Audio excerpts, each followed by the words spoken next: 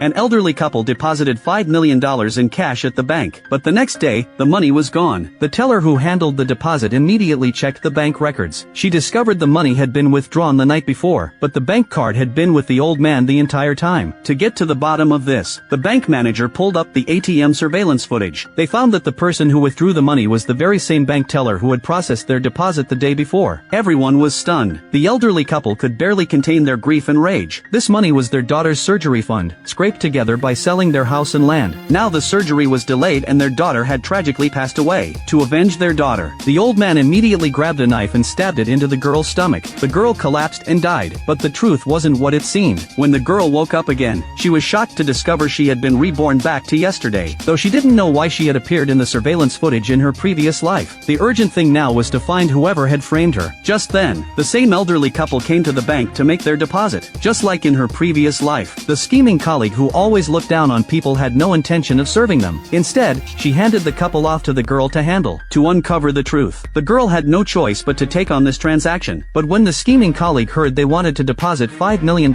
in cash, she immediately came over. Remembering how in her past life, after she was framed, the scheming colleague and her boyfriend were the first to point fingers at her, the girl couldn't help but become suspicious of her. To ensure the fewest people knew about this couple's information, the girl brought them to the VIP room and found her most trusted colleague to serve as a witness. After everything was processed, she reminded the elderly couple to keep their bank card safe. But even so, she still felt uneasy. For safety's sake, she needed to create an alibi, so she deliberately fell down the stairs. When her colleague helped her up, she happened to see the scheming colleague suddenly request time off to leave, just like in her past life. She wanted to follow and investigate, but her injured foot prevented her from moving. Just then, her boyfriend called, just like in her past life. Usually her boyfriend didn't really care about her whereabouts, but today he specifically asked if she was at the bank. This made her even more certain that her boyfriend and the scheming colleague were definitely up to something. They seemed to be confirming her location. To carry out their plan, to break this deadly trap, she immediately had her colleague take her to the hospital, and begged her colleague to stay with her in the hospital room. With her colleague as a witness and the hospital surveillance as proof of her alibi, she wouldn't be wrongly accused like in her past life. She swore to expose whoever had framed her. The next day at dawn, the girl was anxious to return to the bank to check the situation. Her colleague told her to rest more because her foot injury hadn't healed, but after her repeated requests, her colleague finally agreed. Back at the bank, she kept wondering, besides the scheming colleague, who else could be the culprit? Looking at her surrounding colleagues, none of them seemed likely, but she couldn't rule out anyone. Around 3 p.m., everything seemed to happen just like in her past life. The couple came running back frantically saying their money was gone. She quickly checked, found that it was withdrawn at 1 a.m. yesterday using the bank card. The surveillance showed the person withdrawing money was still her. Her colleagues began accusing her, saying she got greedy and stole the workers' life-saving money. She was convinced there was something wrong with the surveillance. She demanded to see all the surveillance footage, suspecting someone had disguised themselves as her. When all the surveillance was pulled up, she observed carefully, found that the person in the footage looked very much like her from certain angles. Even the mole on the face was identical, but she was convinced that wasn't her. The elderly couple was extremely agitated at this point. They believed she was the culprit. They even wanted to fight her to the death.